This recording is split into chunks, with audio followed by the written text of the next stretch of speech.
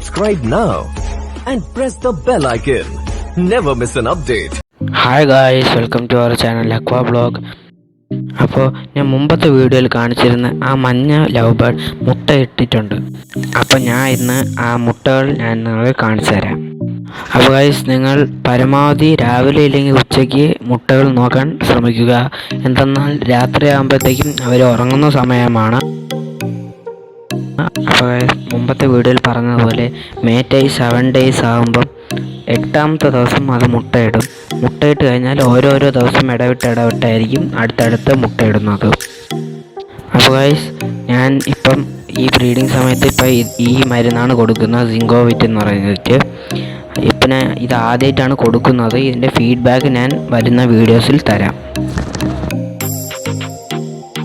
അപ്പോൾ ഗൈസ്, ഞാൻ ഈ മുട്ടയിൽ 1, 2, 3 എഴുതിയിരിക്കുന്നത് ഏത് മുട്ടയിൽ നിന്ന് ഏത് ചിക്കാണ് ഹാച്ച് ആയതെന്ന് അറിയാനായിട്ടാണ്.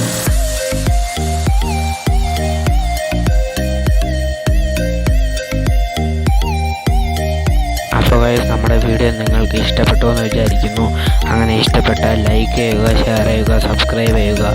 പിന്നെ മറക്കാതെ കമൻറ്റ് ചെയ്യുക. ഡൗട്ട്സ് ഉണ്ടെങ്കിൽ ചോദിക്കുക. ഓക്കെ ഫ്രണ്ട്സ്, നമുക്ക് അടുത്ത വീഡിയോയിൽ കാണാം. ബൈ.